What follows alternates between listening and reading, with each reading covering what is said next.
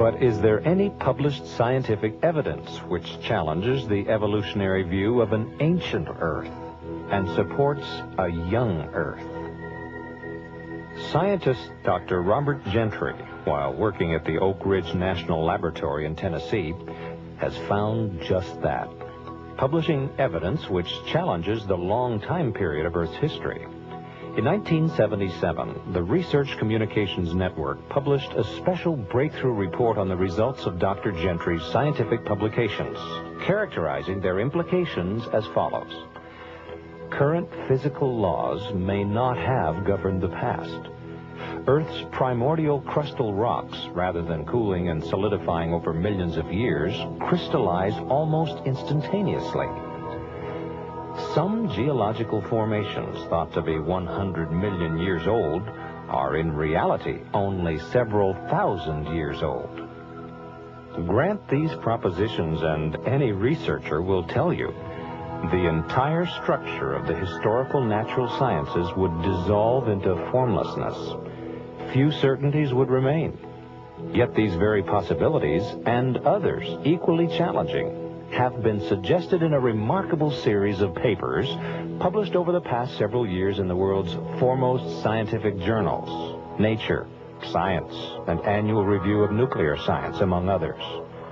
From Research Communications Network, Breakthrough Report 1977.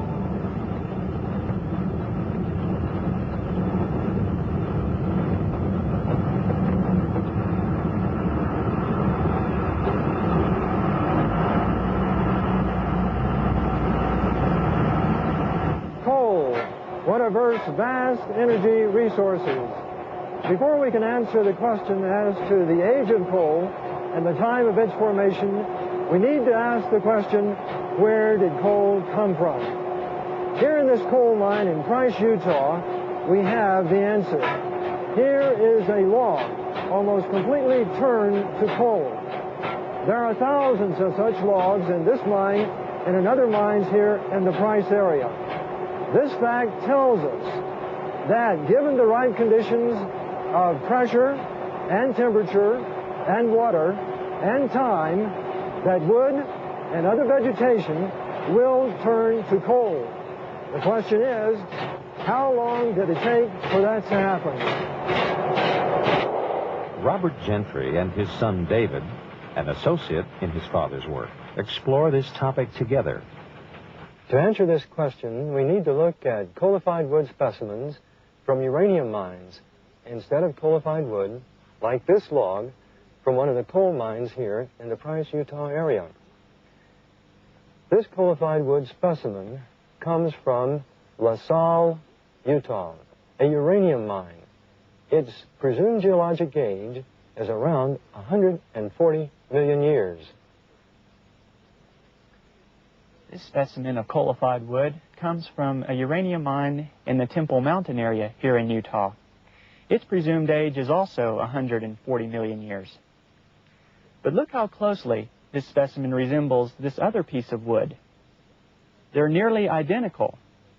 It's interesting to note that this other piece of wood was derived from a fresh piece of wood like this, just a few weeks ago. This close similarity raises an important question. Is it really true that this piece of coalified wood from La Salle, Utah, and this piece of coalified wood from Temple Mountain, Utah, are really 140 million years older than this piece of wood, which David and I recently obtained in some of our experiments? Not really. Locked in these and other coalified wood specimens from uranium mines is some remarkable evidence that tells quite a different story.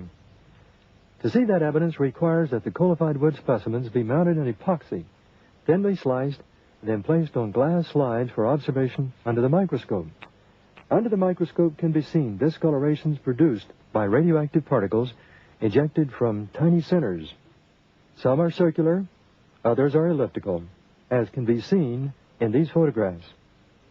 These circular and elliptical halos required a special sequence of events to form. So special, in fact, that they completely overthrow the idea of an ancient age of coal, pointing instead to coal's recent formation geologically speaking.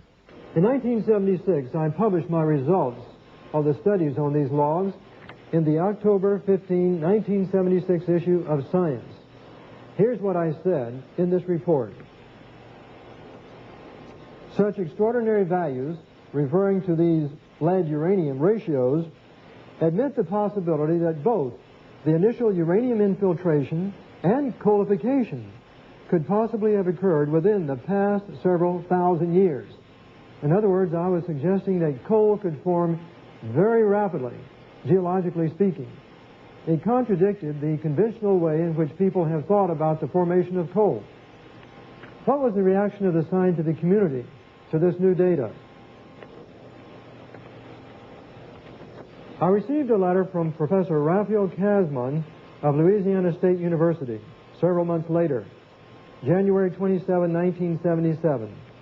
Dear Dr. Gentry, I have been patiently scanning the letters section of Science since the publication by you and your colleagues of your findings on radio halos. The silence is deafening.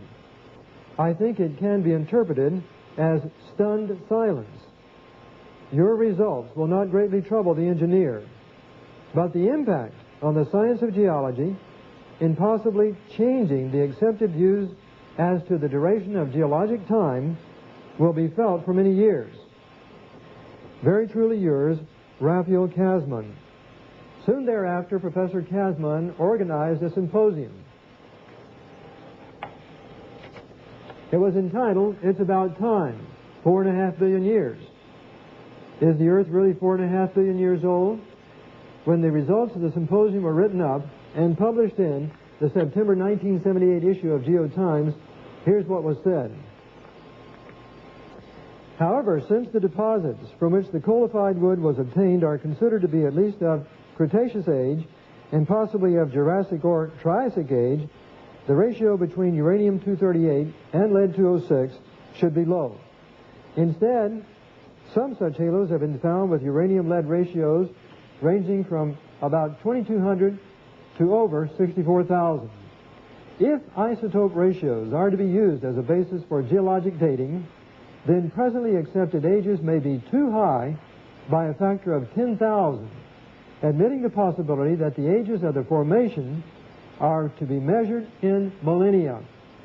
Translated, that means several thousand years for the formation of coal and all of those geologic formations. This information has remained unchallenged and unrefuted in the open scientific literature since it was published in 1976.